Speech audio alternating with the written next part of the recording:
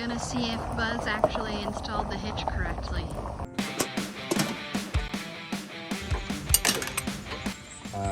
I'm not an electrician. I don't honestly know why.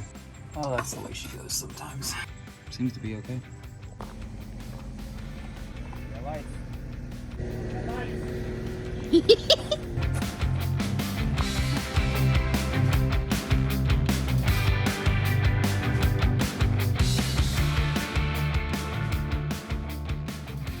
So pretty much just to lay the groundwork, my wife and I are selling our house here in Ohio. We bought this 22-foot Starcraft, and we are going to be pulling it out to Montana, and we're going to camp for a little while, look for some land. I'll build us a house and maybe a couple little guest cabins and stuff like that. So click that subscribe button and follow along. I greatly appreciate it.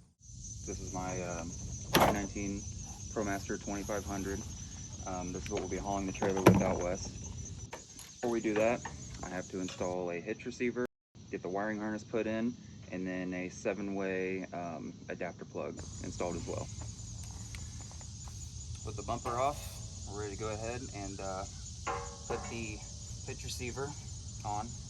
This is a Curt 5,000 pound. It's a good hitch, came highly recommended. So this actually just bolts up right behind it. So we'll set that up there, we'll put the bumper back on, and we'll run these 16mm threaded nuts, or threaded bolts, right into the existing upfitter spot right there.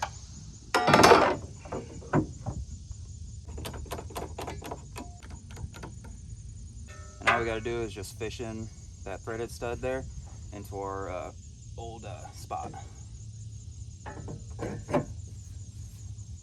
With that in place, we can just run one of these in. So I've got the 4 main bolts replaced, and the hitch kit actually comes with a longer set of bolts. They're a little hex flange. So go ahead and thread in 4 of those, and then you can go ahead and put your flange nuts back on the factory bumper studs underneath. So now that our bumper and our hitch is just kind of loosely put on there, I haven't really torqued anything down just yet. So next we got to be able to run these 2 bolts through to meet this flange nut. It's actually going to go in this hole and then through the opening back here in the hitch receiver. Now what they've done here is they've sent this little bit of fish tape. It's like a little fish wire. So you'll run your shim and your screw, or your bolt, and then you'll actually thread this fish wire onto the end of this bolt. Now the easiest way, after doing the other side and kind of struggling with it, I think the easiest thing is to take your spiral end here, run that through, pull it out on this side, leaving this side out. And you can actually take and thread on your flange and your bolt, and then you can pull it back through, and there she is.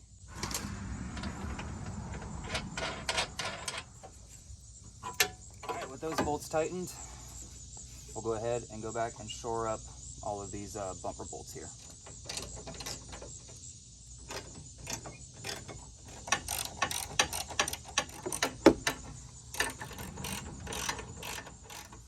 That's pretty much it for the actual assembly of the hitch receiver. So I got all of our 6 bolts nice and tight against the body, and then these 2 here that connect the original bumper to the receiver. We'll just go ahead and put our cover back on, and then we'll move on to the wiring.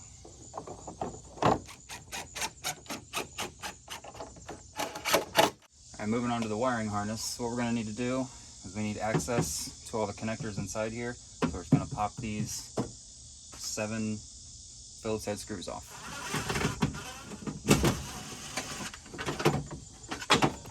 Alright, so I also bought the Curt custom wiring harness that goes with this van. Check to make sure wiring harness you buy is compatible with your vehicle, obviously. Zip ties, some butt connectors, a little dust plug. And what I like about this is these are called T connectors. So once we get inside that panel, we're just going to pull the one fitting out, plug into here, new fitting, goes right back into the original taillight assembly. Let's go ahead and loosen that ground nut up there. We'll leave it on there so we don't lose it.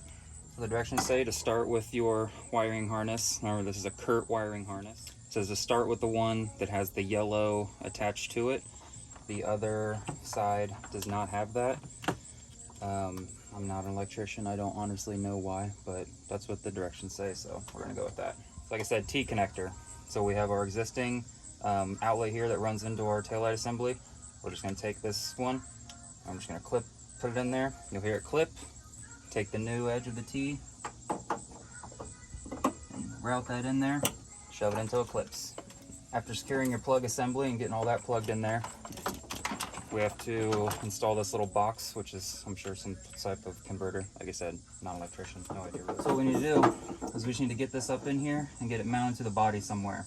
What I'm using is just a little 1/4 by 3/4 self-tapping screw. So I've already ran it in there and just made a little bit of a pilot hole. So I'm just going to run this up in here and get it started. And then I'll grab this, a right angle attachment. This is a nice little $25 gadget to have. It's one of those things you buy and you didn't realize you needed it as much as you do. The self-tapper will go right into the unibody and it'll hold that right there where it needs to be. So now this is going to be our other side. The nice thing about these ProMasters is they have this big hole that goes all the way up and over where you can see the other wires have been routed too. So you just take that. I'm just going to run it up here a little bit just to get it out of my way before I attach the ground. And then your hitch wiring is going to do the same thing, but it's just going to go down.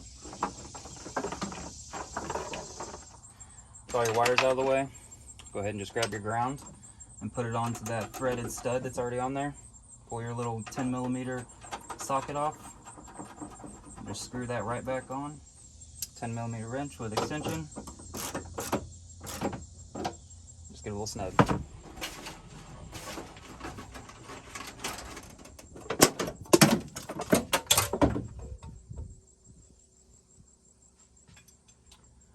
Oh, that's the way she goes sometimes. That's pretty much the wiring harness assembly, how to route it to each tail light. Now we're going to tackle the actual 4-way that we need to get down under the van and over here to the hitch. Alright, well, I spent a few minutes trying to figure out how to get my 4 flat up under the van. Now I have a wiring harness converter adapter plug thing that will convert this to a 7-way, which is what my trailer is, but also you can still use it as a 4-way as well. So how I had to do it was I ran it all the way down in here, and I'm not sure how well you can see in there, but down here there's a couple little vents and some dust covers. So I pulled off this piece right here and I ran my hand through it, and then I just used a knife and cut a couple of those gills off and just shoved it down through there. And now you can see, so yeah, see, it just comes through that vent cover and then straight down through the bumper, and I can attach it here under the carriage and I can zip tie it all together. So that's what I found works pretty well. Seems to be okay. All right, so our ground wire goes up into the body, and then there's actually all these little factory wire kind of rack things here. So I just ran it through there, and I'm running it all the way up over the heat shield, and that is okay. And then it's gonna go all the way down up over that again, and then there's a little spot in the bottom of the battery box that it'll pop out on, and I'll be able to wire it directly into the terminal. This is a pretty good insulated wire, but I went ahead and picked up some of this flex tubing, and I'm gonna go ahead and get it wrapped, electrical tape and zip tie, and I'm just gonna secure it a little bit because it is touching some metal in some places, and I don't want any rubbing to rub through and cause a short. So, all right, well, we're pretty much done here. So I went ahead and plugged up this little connector. Oh, I still gotta tighten the screws down. So plug this up, and this will be for my 7-way, and you can still run a 4. And this little harness comes with extra leads if your trailer has brakes and all that good stuff.